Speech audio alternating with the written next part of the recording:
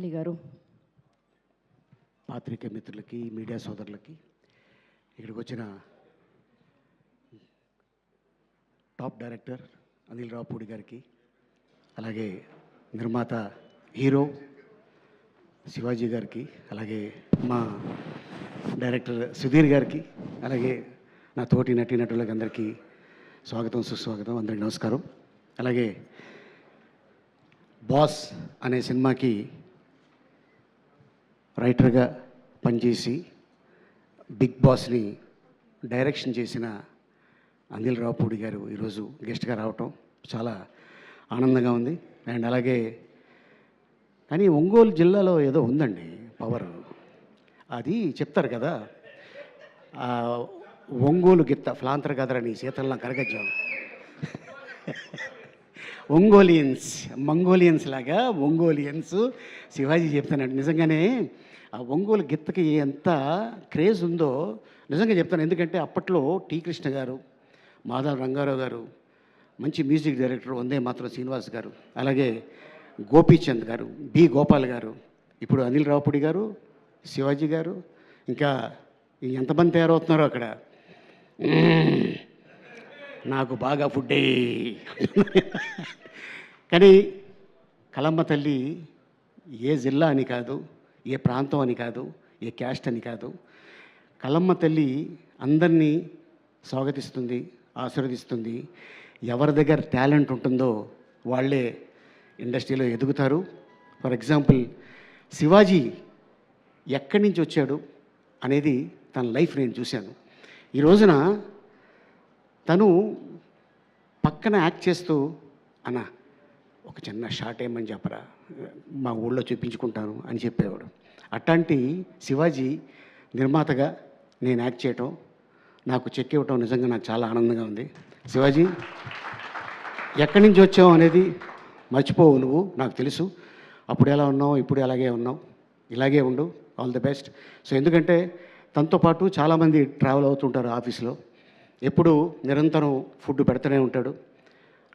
For example ఇక్కడే ఉన్నాడు మన చిత్రం సీను. ఎస్, సో అందరినీ నా వాళ్ళు అనుకున్న వాళ్ళందరినీ పిలిచి వేషాలు ఇస్తుంటాడు. వాళ్ళకి తనకు తోచింది అంటే మరీ వాళ్ళు అనుకున్న అమౌంట్ ఇవ్వకపోయినా ఎంతో కొంత అమౌంట్ ఇచ్చి వాళ్ళని సాటిస్ఫై చేస్తాడు. That is great thing. And Sudheer విషయంలో చెప్పాలంటే first time debut film, and all the best Sudheer. ఎందుకంటే నేను చాలామంది ఆల్మోస్ట్ నేను యాక్ట్ చేసిన సినిమాలు ఫిగర్ నేను చెప్పుకోను, కానీ చాలామంది డేటర్లను చూసా. ఆల్మోస్ట్ ఇంకో 2 years పోతే ఇండస్ట్రీకి వచ్చి 50 సంవత్సరాలు అవుతుంది. 1978లో ఎంటర్ అయ్యాను, 78లో ఎంటర్ అయ్యాను ఇండస్ట్రీకి. అదే వీడిని చూస్తుంటే, రోహన్ని చూస్తుంటే నా చిన్నతనం గుర్తుకు వస్తుంటుంది. డ్రామా జూనియర్స్ ఆల్మోస్ట్ ఒక 6 or 7 నీకు 6 years ఉంటాయా, 5 1 year ఎక్స్ట్రా చెప్పాను, సారీ ఏమనుకోకు. 5 years. వీడికి సెకండ్ ప్రైజ్ వచ్చింది రాత్రి 1 గంటకి. నాకొద్దు, నాకు అదే కావాలి ఫస్ట్ ప్రైజ్ అనుకొని తీసుకుని వెళ్ళిపోతున్నాడు. వాళ్ళమ్మ ఎవరే ఎవరే ఎవరే ఎవరే అని, వాళ్ళ అమ్మ మీ అమ్మగారు వచ్చారా, ఏమో ఎక్కడున్నారు, మీకు గుర్తుందా, అరే రే అలా తీసుకోకూడదురా అని చెప్తే ఈడు రాత్రి 1 గంటకి నేను కప్పు నన్ను తీసుకొని స్టూడియోబెట్టికి వెళ్ళిపోయాడు.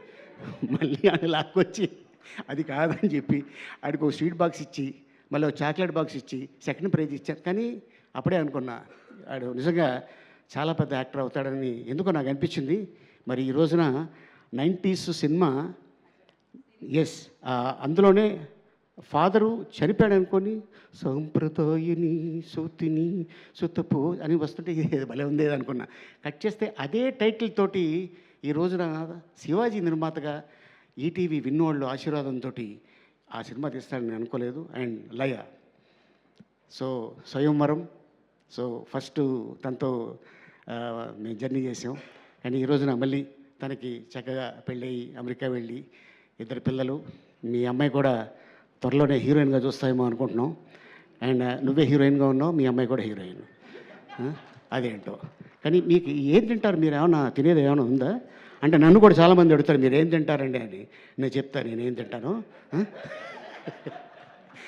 And Shivaji, all the best. And director గురించి చెప్పాలంటే ఫస్ట్ డే రూమ్లోకి ఎంటర్ అయ్యి నా క్యారెక్టర్ చెప్పాడు ఆయన. సార్ ఇది సార్ ఇలా అనుకుంటున్నాను, ఓకే డన్ అని చెప్పి షూటింగ్కి వెళ్ళాం.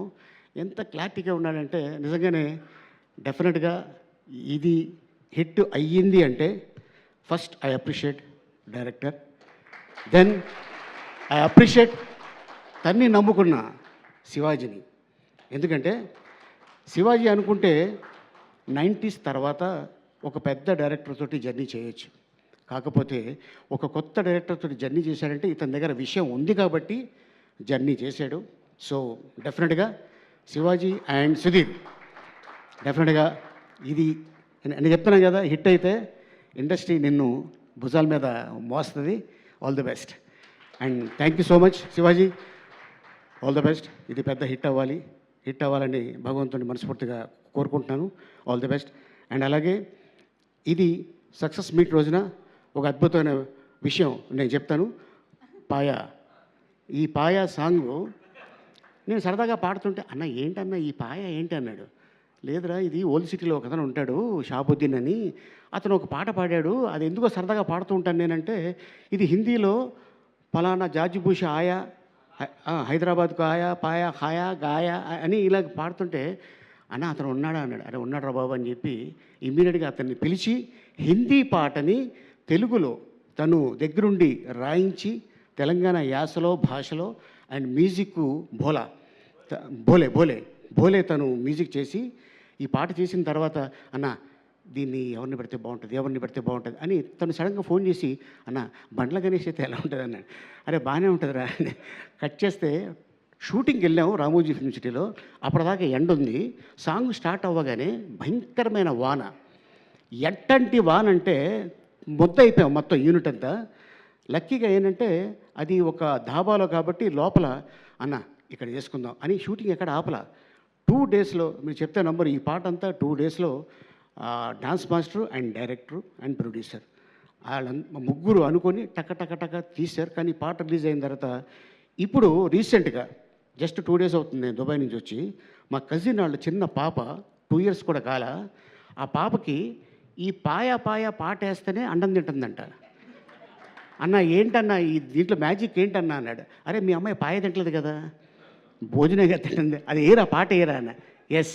సో అట్టాగే మొన్న రిలీజ్ అయిన సినిమా బిగ్ బాస్ గారిది మనశంకర వరప్రసాద్ మీసాల పిల్ల, అసలు అది మామూలు విషయం కాదు. మీసాల పిల్ల అంటే ఇలాగే ఉంటారు. ఎస్. సో డెఫినెట్గా అండ్ ఆ పాటలో ఎంత పవర్ ఉన్నది అంతే పవరు ఈ పాయ పాటలో. And all the best Shivaji and director. Thank you so much.